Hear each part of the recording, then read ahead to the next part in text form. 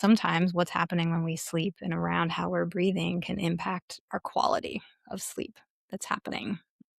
So that's one example. Another example is the approach of what I'm bringing in now. I've done training with the Sounder sleep system. I'm not sure if you've heard of that at all. I'm not familiar, but yeah, lay it Yeah, out. laid out. Yeah. So with this approach, it's starting to really look at what is happening with basically how our brains and bodies are responding to stress responses to life in general. And how if we are staying all day long at a certain heightened place, stress wise, Hmm. how the brain, the vigilant part of the brain, the more like, okay, where am I? What's Hmm. going on? All of this, that's really active. And that if we're in that really activated state and then we try to rest and sleep, it's like the brain is still going, going, going, going. And so these are some strategies to actually help the brain shift out of that more vigilant state into the parts of the brain that can actually help to bring in and induce sleep and Hmm. actually be able to try to like, okay, let's calm and quiet that vigilant part of the brain. And the focus with that isn't just, okay, I'm trying to fall asleep. What are these strategies I can do right now? It's really going back to how am I living in like my daily life, right? Like, what are those levels? And can we start to bring in some things during the day? They call them day tamers. And what I like about that approach is it really coincides with how I teach movement and work with people body work wise of bringing in little snippets that you can feed and weave into your day so that you are building that body awareness as you go. And then it's like this whole picture basically of like, okay, how can I create these little moments where things can kind of go, okay, here, I'm going to take a few breaths. I'm going to move my body because I've been sitting at this computer for Hmm. 4 hours in a really awkward position and now my neck hurts and I haven't been breathing and. And so it's trying to build in this kind of this new way of being. And I think also it can kind of start to bring in this idea of creating bridges. So if we're trying to get from point A to point B, we sometimes want to just get there, But it's like sometimes we need a little help. And so I think about some of the sounder sleep system explorations and some other kind of things with the movement piece, but is really creating that little bridge to be able to tune into those transition moments and not just expect us to go like that, one place to the next, and then boom, just be able to fall asleep. When you're talking about bridges, are you talking about Mhm. building those bridges throughout the day as part of your practice, or is that specifically building it for when you're going to sleep? Both. Yes. So building those bridges throughout the day.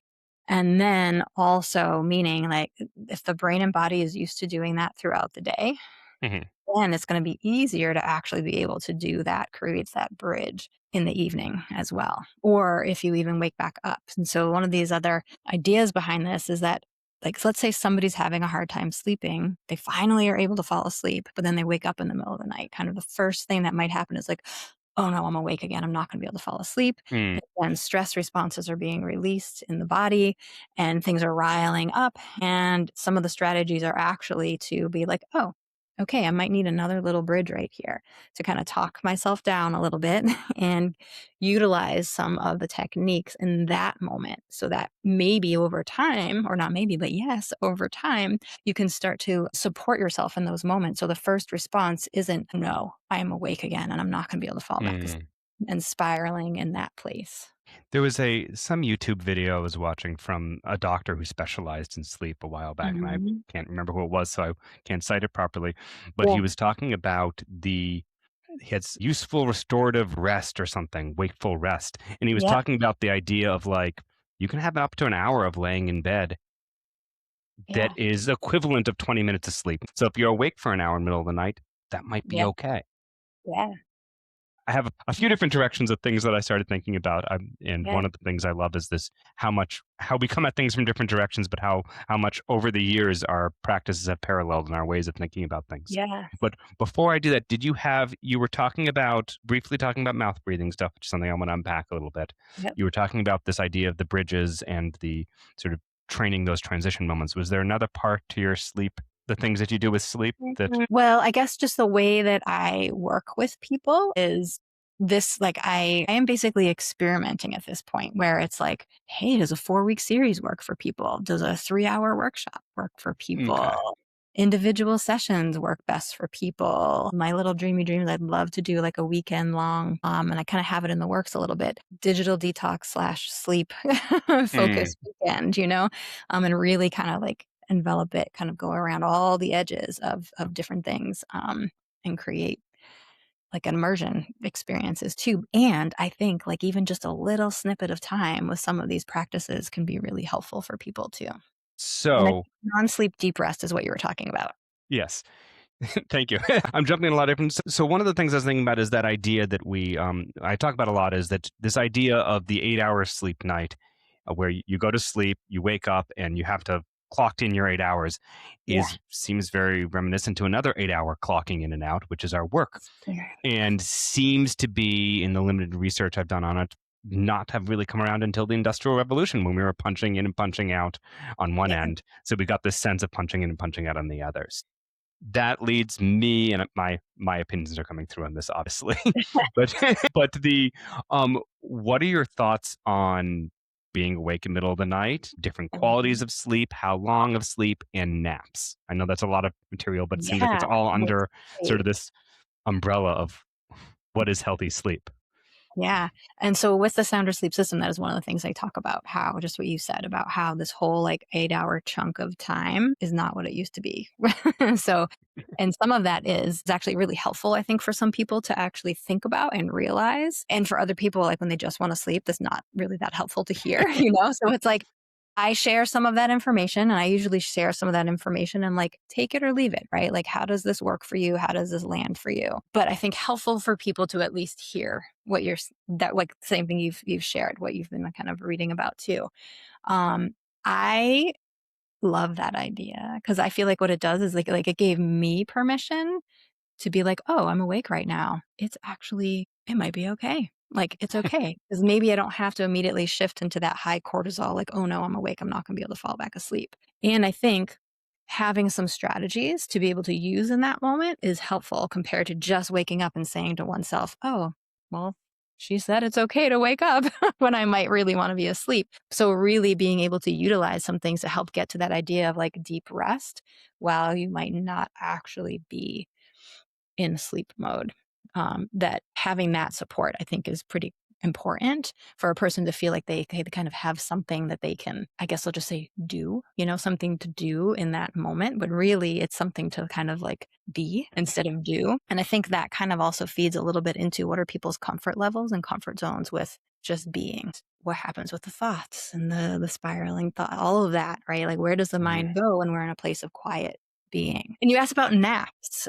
Ye- There literally are times within my day where I have a chunk of time between clients and I will set a timer for 20 minutes and I will just lie down on my table and I will rest. I might nap, and that is part of the sounder sleep when you work with this, there is a like, hey, kind of try this sequence for about 3 weeks. And each week there's a little different something that you do. And one of the first things is trying to bring in throughout the day, like one time where you actually try to rest for like mm, 10 to 15 minutes, which is a hard ask for people, like in the middle of their day to find that time. And it can look like a lot of different things. And so it doesn't mean having to lie down. It could mean doing some of the day tamer type things they do that are very lulling in the very subtle movement.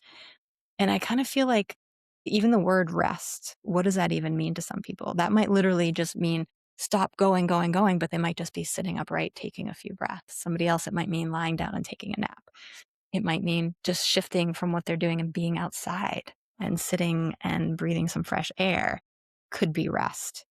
That maybe isn't technically nap, right? But it's at least giving the body, the brain, the nervous system a chance to mm. kind of recalibrate a little bit.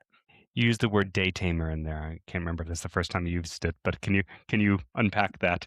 So with the sounder sleep system, which I kind of weave in the training and the learning from that with some of my other somatic practices, but Mm, that day tamer is from the sounder sleep system, which is developed by this man named Michael Krugman. And the day tamer are like they can be things that you do sitting or standing. So you can do them during your day. You could even do some of the lying down ones during the day too. But again, for a lot of people, it's easier to access things that they don't have to feel like they need to lie down for. And they're very subtle, gentle, either like they're attuned breath awareness practices that also bring in some very subtle movement, which we could even do one if you wanted, if we have time for, that I could guide one. And so that's considered a day tamer. With the tamer piece, meaning we're trying to get ourselves in that brain to shift out of that vigilant mode, that Mhm, action oriented mode, into that state of like being kind of maybe calming and settling and pausing mhm.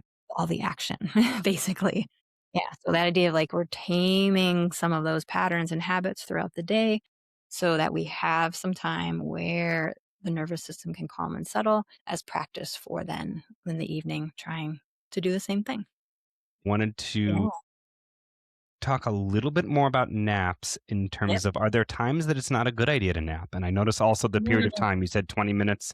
Do you not like to nap more than 20 minutes? I do personally have a sense that if it is, like, a shorter amount of rest time slash if I happen to nap, that I rise from that feeling like, "Okay," compared to, like, "I'm really groggy." And then in terms of the timing, I think like, I'd be curious, like, part of me is kind of like, I don't wanna say, like, "Here's a good time, here's the worst time," that because I also don't know what are people's rhythms, right?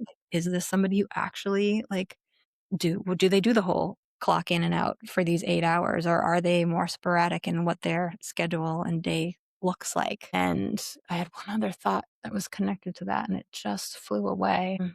I'm not sure if I'm gonna get it back. Is related to the when of napping? Yeah. Yeah. And, the whole like, some people function better at different times of day than other Mm, people. So it's kind of like if somebody is trying to get themselves to fit into a certain structure, but that's just literally not what works best for them, right? But what if they actually were like, "I am a night owl, and I actually do I can get things maybe more whatever, like function later at night doing a couple things or whatever, then maybe that's okay to actually let people figure out their rhythm that works well for them. But could the baseline of that be like, okay, and can you also feel like you're getting good sleep and you wake feeling rested? mhm. And maybe how are you working with some of these strategies, but also with what some of your like sleep and wake times look like. So it's kind of, I guess I look at it instead of like a here's the like the mold that everybody has to fit into. It's just like let's take each person individually and see how it's all working. Yeah, you that we're I think that's one of the things that I similarly push back against, there being a single correct way to do it. And the question is, what's a Mhm. better way for you to do this? Is there a way that's Yeah. going to, that you can have some tools so that things work better for you? Mhm. One of the things I think about is, for myself, I've sort of gamified sleep a little bit through some of the Mhm. more tech stuff. So I have an Aura Ring and I track stuff with that. Yeah. I've been using the Aura Ring app, and what is the name of this other app that a client mentioned, which is the Rise Sleep app, which Mhm. I don't fully know what I think of it yet, but it looks at activity and it's getting data from the Aura Ring as well, and it's actually tracking when your peaks Mhm. are as Yeah. far as energy. Now, my understanding is, and this is probably an oversimplification, but we sort of have two peaks a day, one in the morning, one in the afternoon or evening. Almost Mhm. everyone has the 1 o'clock, 2 o'clock just drop. Yeah. Um, and that's we could get into cortisol levels and melatonin and stuff, but that seems pretty universal, that drop, and that shows up in Chinese medicine and stuff as well. But Mhm. it seems like one of those peaks tends to be great for like data entry, detail oriented, Mhm. getting the thing done, and the other one tends to be useful for creativity. And that Mm. some people tend to be better at their data entry stuff on their morning chunk. Some people that's that afternoon chunk, and that there tends to be like the night owl versus the lark. It might actually be the type of activity you're looking for. Cool. So the artist might do great trying to actually get their bills paid in the morning, or they Mhm. might be the early morning artist, and it's better to do their bills at night. And Yeah. not as just the artist, but it's sort of anyone with that. But there does Mhm. tend to be the archetypes of the which type of activities. My question for you is, what do you think about the technologies that are now Yeah. available for and Yeah. Well, I have such like a like push pull relationship with technology. Anyways, I will say I recently have started to wear like a. My son got a new Garmin running watch, and so I was like, "Can I use your old one?" And so I've started to track my sleep a little bit because I'm like curious, you know? And so I use it very loosely, partly because I'm still trying to figure out why won't it sync? It synced like a week ago and it's not syncing again. So there's that aspect of just like, how does somebody feel about technology, about wearing the Mhm. thing on their body? And I do think it's like, again, it's sort of like I look at it a little bit like, cool, what information can I glean from this? But then how do I not get so hyper focused on it that I'm like, my watch said I got 2 hours of deep sleep last night. That's so cool, but I feel exhausted, right? Like, so there's that line of like, yeah, can you use the information and have it spur curiosity or questions or like help you learn more, but then not necessarily get so zoomed in, focused on it that that's what you're paying attention to more than this body that you live in. Mhm. And how do you kind of like weave it all together? Yeah. Yeah. And I mean, some of these are better at picking up naps than others. So it ends up, Yep. so you might, if I took a great nap and I know that that was valuable, but my Oura ring didn't pick up on it. However, Yep. at the flip side is when I take a nap and the ring does record it, am I able to see I caught up on deep sleep or hey, I caught up on REM sleep? And what are Mhm. some of those implications? Yeah. Or hey, it seemed like it was good here, and then like I feel draggy. Is that just because I woke up during deep sleep, or is that Mhm. or REM sleep, or what exactly took place here? So, and one thing there's sort of a plug for, and it is I don't have a basis of comparison, but my understanding is the Aura Ring's verbiage for how it describes what happened. Is sort Mm. of umbrella overview is seems very. They must have a really good hired really good social workers for the verbiage on it because Sounds good. it's not like you had a terrible sleep. It's like you had a little bit of challenge with your deep sleep last night. Could you have maybe ate something or done something that Yeah. was disrupting that? Yeah. It'll be okay. Yeah. That's So awesome. so its verbiage is great on that versus like, and when you wake up, it doesn't show up as a red spike. It's a white one. Yeah. So Yeah. I do like their presentation, but Yeah. And those things matter, I think. They really matter. They absolutely. hit the psyche of a person, and they make a difference. Yeah, so it might be great for some people, and I've enjoyed having the Aura Ring, but that doesn't mean that each person's relationship to technology and is. But I also one of the reasons I like it as well is people will be like, "I didn't sleep a wink last night. I got zero sleep," and I'll be like, "You got zero sleep? Yeah, I just laid awake the whole night." I'm like, "I don't believe you." Like I think people's self-reports of what their sleep was, not that the ring is 100% objective by any means. There's definitely Yeah. a lot of error in there, but I'm like, I don't believe, or the person's like, I didn't wake up at all last night. I'm like, most people wake up once, not always, but you might not remember your wake up. So it's Yeah. like the amount of sleep, the qualitative and quantitative, because it breaks it into the different types, can be useful data. It's not always accurate. There's one other thing to add is because you sort of mentioned it, and I know I was like, how are people going to pay attention to this, the body they live in? Or are they going to pay attention to the thing? And sometimes the thing can help them learn how to pay attention to the body.